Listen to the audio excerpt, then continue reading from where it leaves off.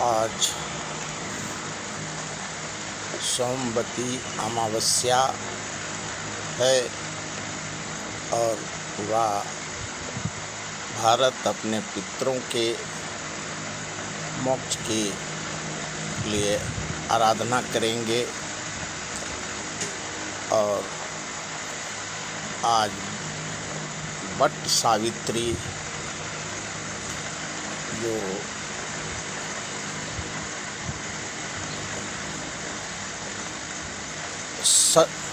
सत्यवान और सावित्री का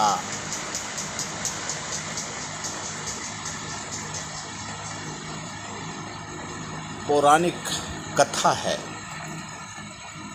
अपने पति के लिए जो भगवान से वर मांगा था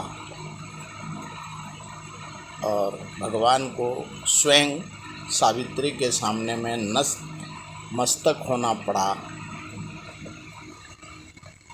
आज वो दिन भारत में आज हर अहिवाती स्त्री, सौभाग्यवती स्त्री अपने पति का मंगल कामना के लिए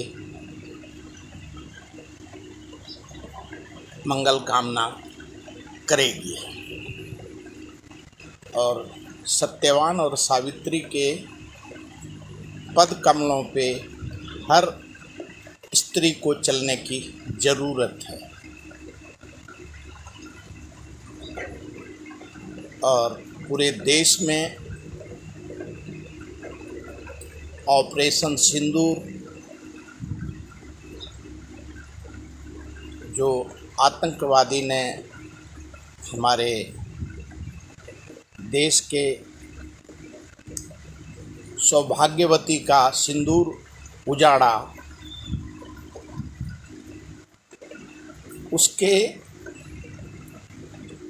उसका टाइटल ही हमारे देश के प्रधानमंत्री और देश ने विजुलेशन कर दिया कि इसका जो इतना बड़ा आतंकवादी घटना को अंजाम दिया उसका नाम है ऑपरेशन सिंदूर। और ऑपरेशन सिंदूर में जो आतंकवादी घटना था उसको भारत के तीनों सेना ने बहादुरी के साथ अंजाम दिया।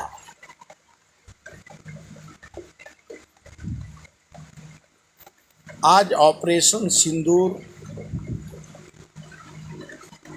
का नाम रखा जा रहा है जो बच्चे जन्म ले रहे हैं। बहुत सब राज्य से जो डिजिटल मीडिया से मालूम पड़ रहा है कि जो जन्म लेने वाले बच्चों का नाम सिंदूर के ऊपर रखा जा रहा है। हमें तो गर्व है, हमारे पुत्र वधू का नाम ही सिंदूरी है।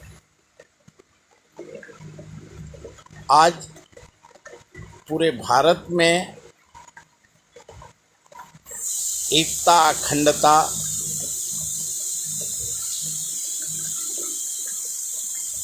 के लिए पूरा भारत सज्ज है। और भारत ने पूरे विश्व में अपना परिचय दे दिया। और लेकिन हमारे देश के प्रधानमंत्री और भारत सरकार ने जिस देश को पूरे विश्व में कहीं आपदा विपदा आया तो भारत शांति का प्रतीक है। और इसके लिए हर जगह भारत ने मदद के भावना से कार्य किया। कुछ महीने पहले तुर्की में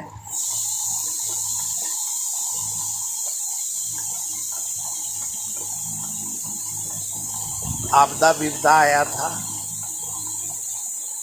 इसमें हमारे प्रधानमंत्री और केरला के, क्योंकि तुर्की में केरला के ज़्यादा लोग वहाँ बसते हैं, और प्रधानमंत्री जी ने दोस्ती के तहत तुर्की को तन मन धन से मदद किया।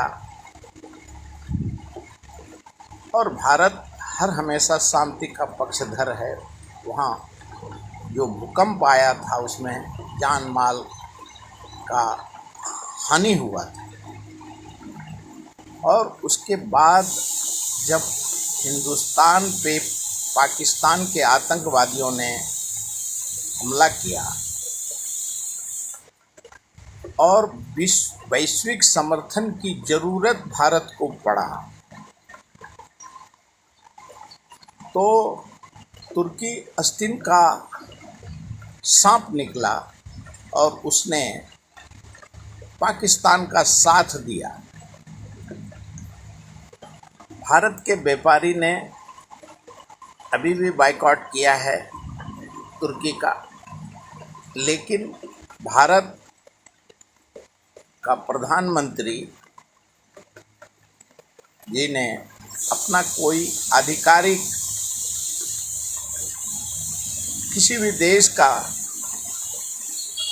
जिसको मदद किया है, और मदद का एक सच्चाई होता है कि जब आप मदद के भावना से किसी देश, किसी राज्य, किसी मानव जाति को आप करते हैं तो उसको उसका उलाहना नहीं दिया जाता है। और भारत के प्रधानमंत्री का बड़ा दिल का परिचय देते हुए अभी तक भारत ने तुर्की का विरोध, आधिकारिक विरोध नहीं किया। कल जो भारत के डेलीगेशन अमेरिका में गए हैं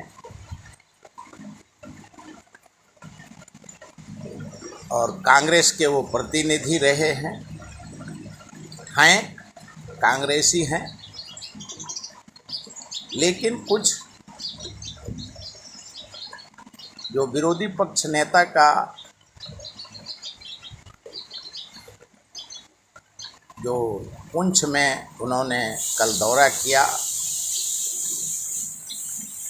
और राहुल गांधी जी ने उसका पूरे देश ने और पूरे विश्व ने सराहना करी।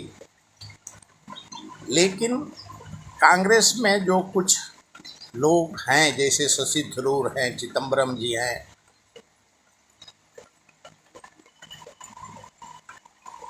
और उनकी मानसिकता है,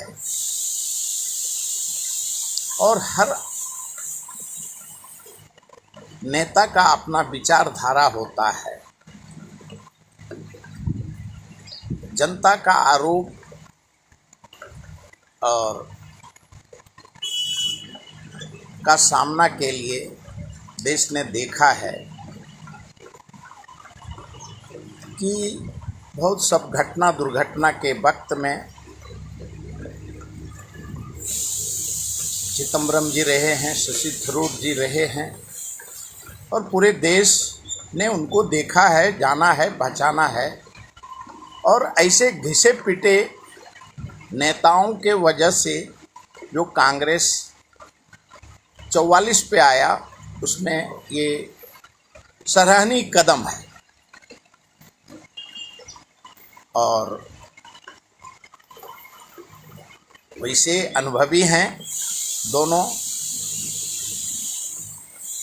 अगर वो मोदी जी इन लोगों को अपने मंत्रिमंडल में लें तो इनका सदुपयोग होगा, लेकिन मोदी जी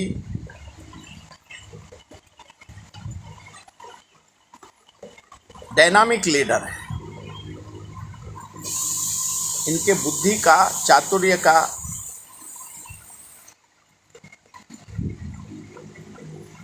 सर्वांगीण विकास में इनको भागीदारी बना सकते हैं, अपने कैबिनेट में ले सकते हैं,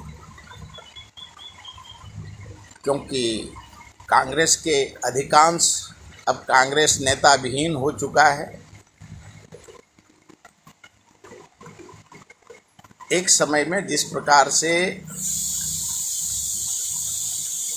भारतीय जनता पार्टी में, जनसंघ में दो ही नेता होते थे, अटल बिहारी वाजपेयी जी और आडवाणी जी, कश्मीर से कन्याकुमारी तक, और जो नेता थे उनका कोई गिनती गिनती नहीं था। उसी तरीके से आज देश में विरोधी पक्ष के नेता में सिर्फ राहुल गांधी जी ही बचे हैं, बाकी तो सब कश्मीर से कन्याकुमारी तक सब भारतीय जनता पार्टी के पक्षधर हैं। और उनका कारण भी है क्योंकि भारत को उन्होंने लूटा है।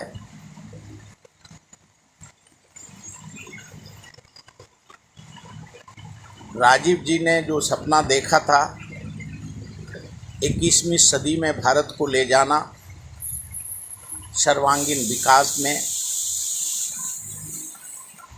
और इंदिरा जी के बाद काफ़ी उतार चढ़ाव लोगों ने देखा है, सबका परिचय है और होनी भी चाहिए।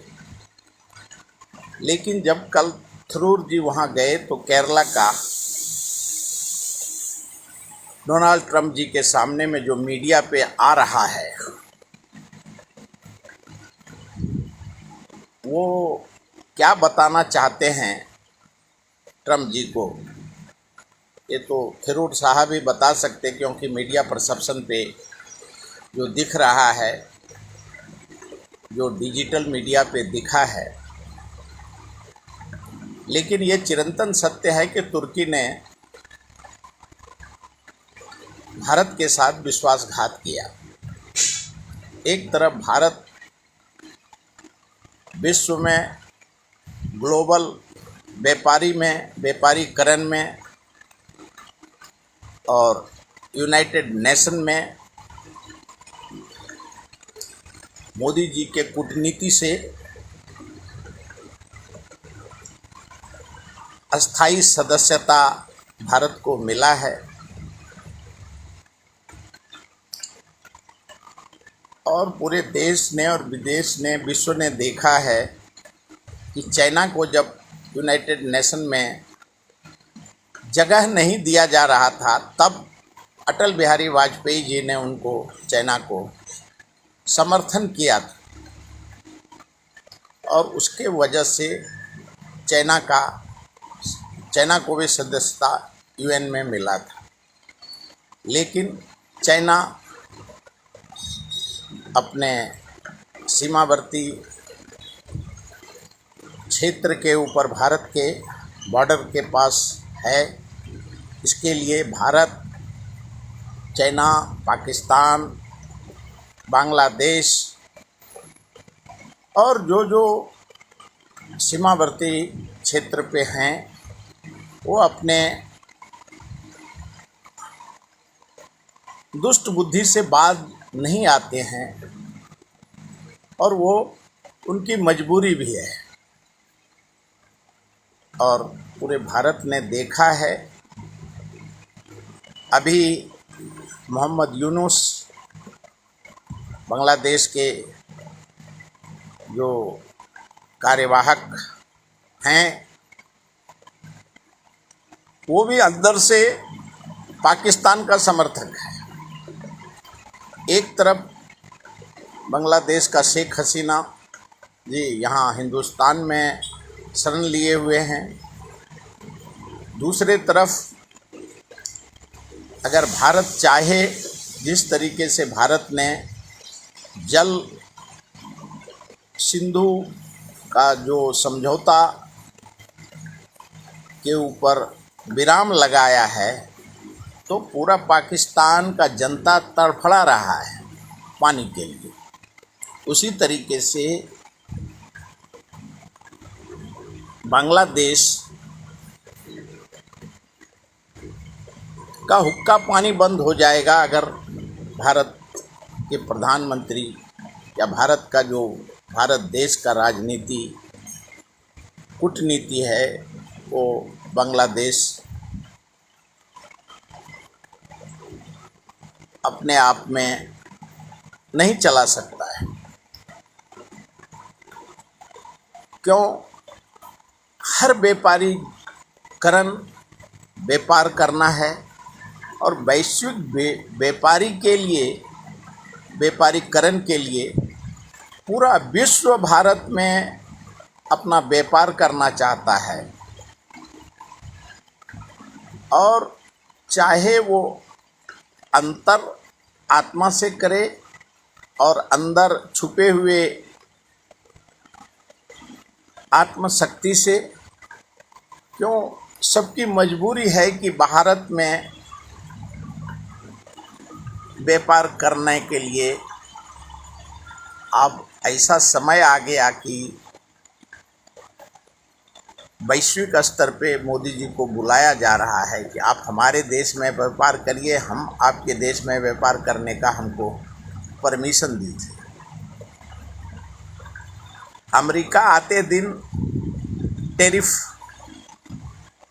इतना लगा देंगे, ये एप्पल चलो, आईफोन चलो, ये करो वो करो कर रहा है। लेकिन पूरे वैश्विक फ्रांस हो, इटली हो, ऑस्ट्रेलिया हो, जितनी भी वैश्विक देश है वो भारत के साथ व्यापार करना चाहता है।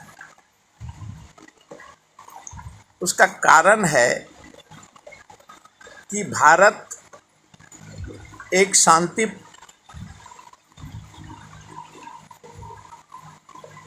देश है। क्यों? पूरे विश्व में जो महायुद्ध चल रहा है, इजराइल का हो और गाजा का हो, पूरा विश्व अभी अपने खुद के कर्मों से त्रस्त है और महाशक्ति भी त्रस्त है। 2023 से जो शुरू हुआ एक छोटे देश को बर्बाद करने के लिए और बैकडोर समर्थन के वजह से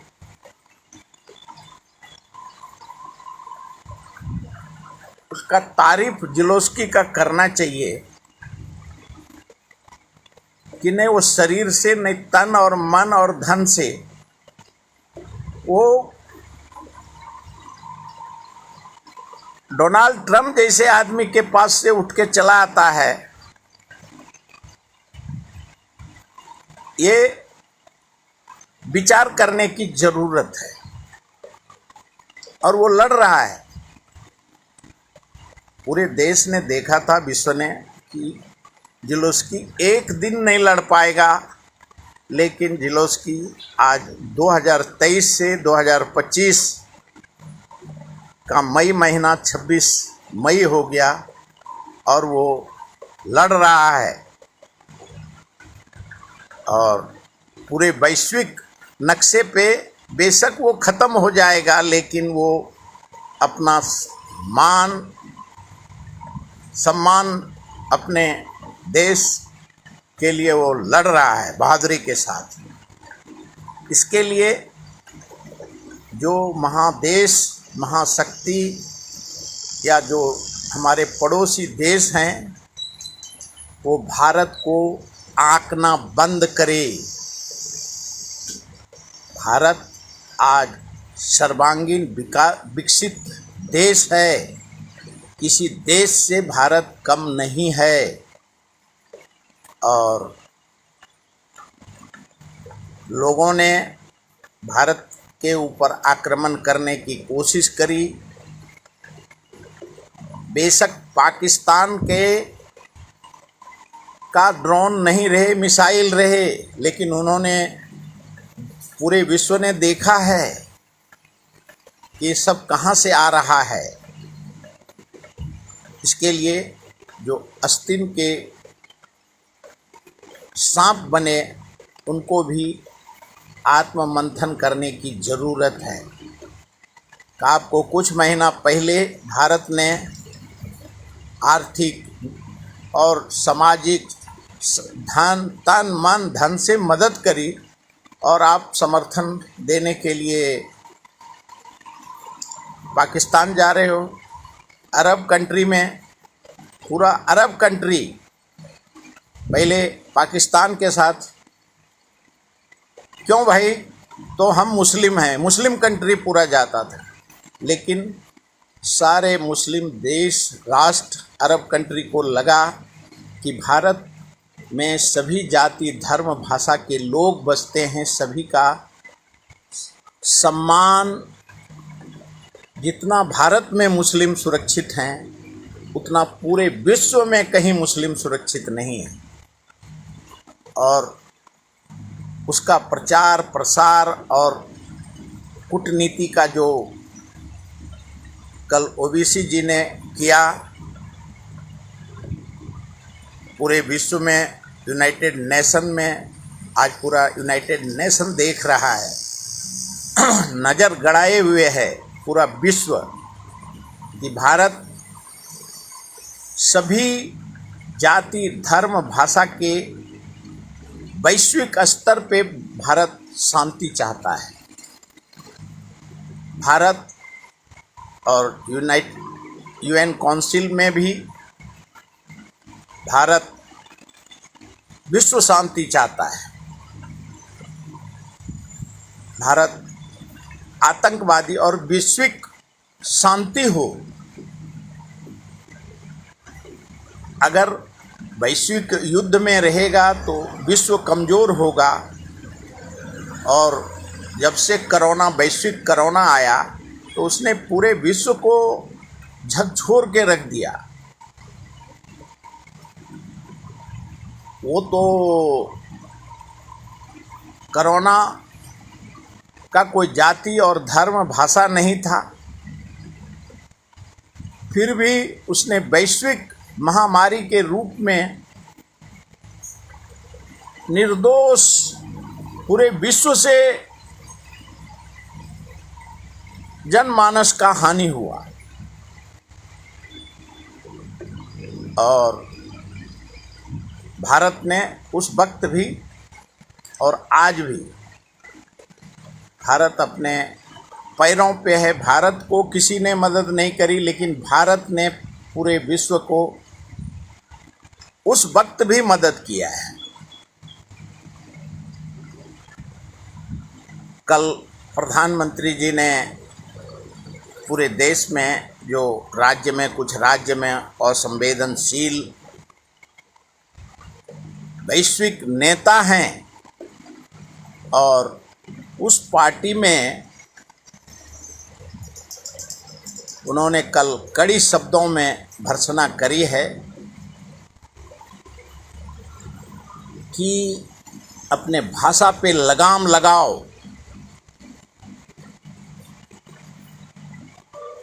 बिहार में कल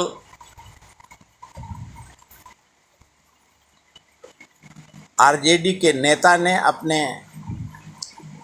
ज्येष्ठ पुत्र को पार्टी से निकाला और जहाँ जहाँ भी इस तरीके का घिनौना, क्यों भारत एक संस्कृति संस्कार का देश है, किसी को कोई कुछ बोलेगा, पूरे देश ने देखा है कि जिसको मन में जो आया कुछ भी बोल रहा है, कुछ भी बोल रहा है, कुछ भी खा रहा है, कोई भी नंगा घूम रहा है। और कल का जो कृत्य घिनौना, कल कृत्य वहाँ दिल्ली और मध्य प्रदेश के पूरे देश ने देखा है, वो घिनौना कार्यक्रम कर रहा है। ये भारत है, संस्कृति संस्कार का देश है, तुम नहीं कर सकते। इसके लिए कल लालू जी ने अपने पुत्र को पार्टी से निकाला। क्यों? असंसदीय संस्कृति भारत के संस्कृति संस्कार में मंजूर नहीं है। ये सबको नोट लिखना चाहिए, लेना चाहिए। कश्मीर से कन्याकुमारी तक भारत अखंड भारत है और भारत की एकता अखंडता सर्वोपरि है।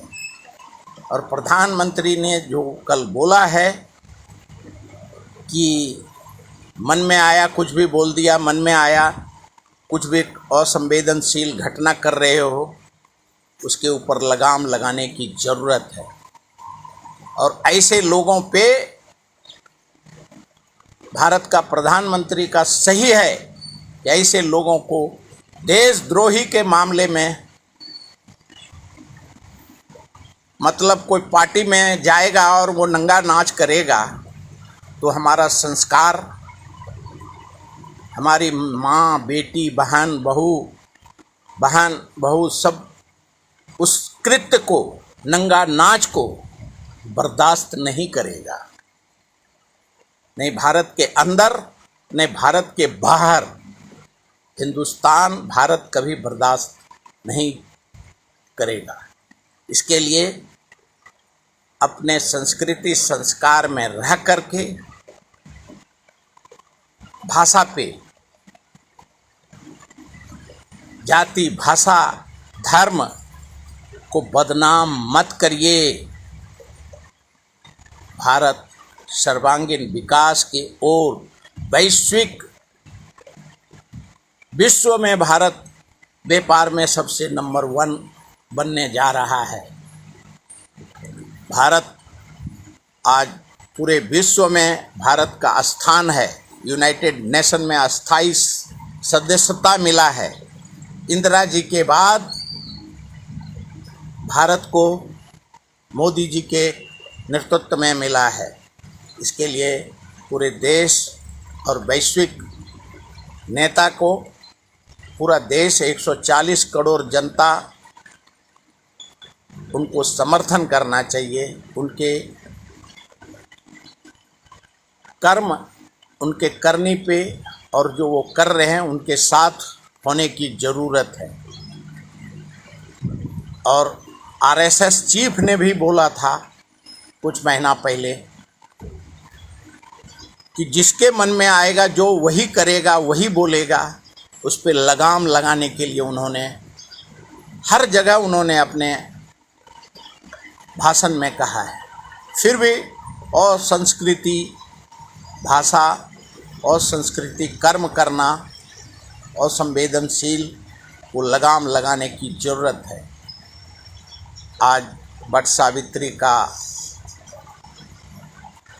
दिन है। आज सबको बधाई हो जो इस स्त्री आज उनका उपवास कर रही हैं। अपने सत्यवान सावित्री का दिन पे सबको शुभकामना, हार्दिक बधाई। और भारत एक संस्कृति संस्कार का देश है और सर्वांगीण विकास के ओर भारत बढ़ रहा है। इसके लिए सबको बधाई हो। और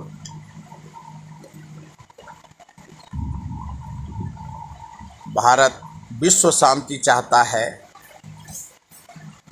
आतंकवादी का कोई स्थान पूरे विश्व में नहीं है। और आज भी भारत शांति का प्रतीक है। इसके लिए जय हिंदुस्तान, जय संविधान, भारत माता की जय।